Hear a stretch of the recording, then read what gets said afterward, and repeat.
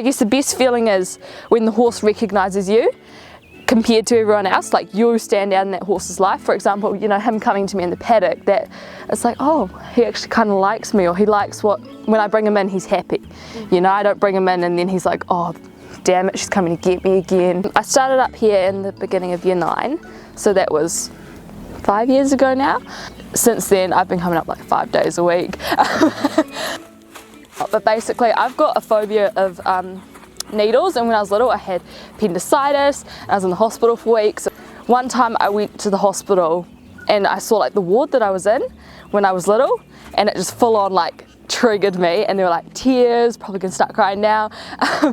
It was really emotional, I guess, and I just came horse riding after, and it felt so good, like the support of, at that time I had my old boy Cos, and I just went to him and I just cried for like half an hour with him, and so you can just say whatever, they're not judging, and they kind of, yeah, they're really, really lovely. Love them so much. Well, I think humans don't necessarily need companionship with animals, they need the company of animals. Humans can be a very selfish species. I mean, just look what we're doing to the planet. So we need to be reminded by other species how we fit into the eco environment, how we relate to other species, that other species are sentient, that they need looking after just as much as we do, that they are creatures with their own personalities. Quite often I think some people have difficulty making friends with other people, and pets or companions can break down some of that loneliness.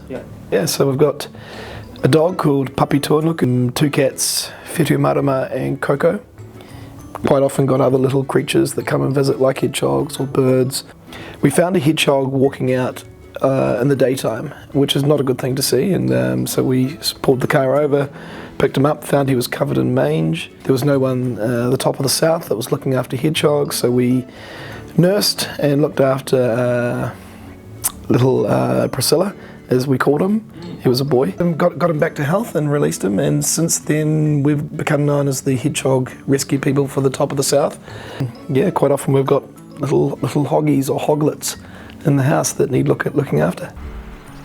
I think our inspiration comes from having a large fur family, so we've got our 2 dogs and the cat, and now the mini pony and our chickens.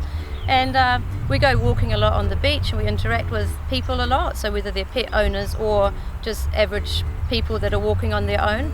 And they've shown a lot of interest in our animals. They come up and give our dogs a scratch and they say hello. And once we started thinking about, God, there's so many really nice people in our community that seem to be craving like some contact with animals, why not facilitate this contact? Share My Pet works by connecting people who've got a pet. So for instance, a dog is a great example. It's a great opportunity for somebody else who can't have a pet because they may be in rental, they don't want to commit to a pet. I had a chap who suffered from ME, and for him he was looking to care for a cat. He shared our cat for a while and then made the decision that he wanted to get his own cat. So it's a great example of, you know, seeing if pet ownership is the correct choice for you. And in his case it really boosted his mental and his recovery, and yeah, he just definitely noticed that he was happier when he had a kitty as a companion around him all the time. I think it's just animals give and they don't take anything. They're, you know, unconditional love. They can chill you out, they can give you that extra smooch or cuddle. I know any one of our pets would happily cuddle and give us just that extra bit of love and attention. We signed up to Share My Pet because we wanted to pretty much test drive having a dog. But since I've had Peppy, I've also found that having a dog is good for your mental health, but it's also good for your physical health. So papers I was looking at last year about reducing your risk of cardiovascular disease. Dog ownership is shown to improve a lot of the biomarkers for cardiovascular disease. Nothing like, after a bad day, coming home and being greeted by your dog, who is just so excited to see you, and it just makes you feel like $1,000,000.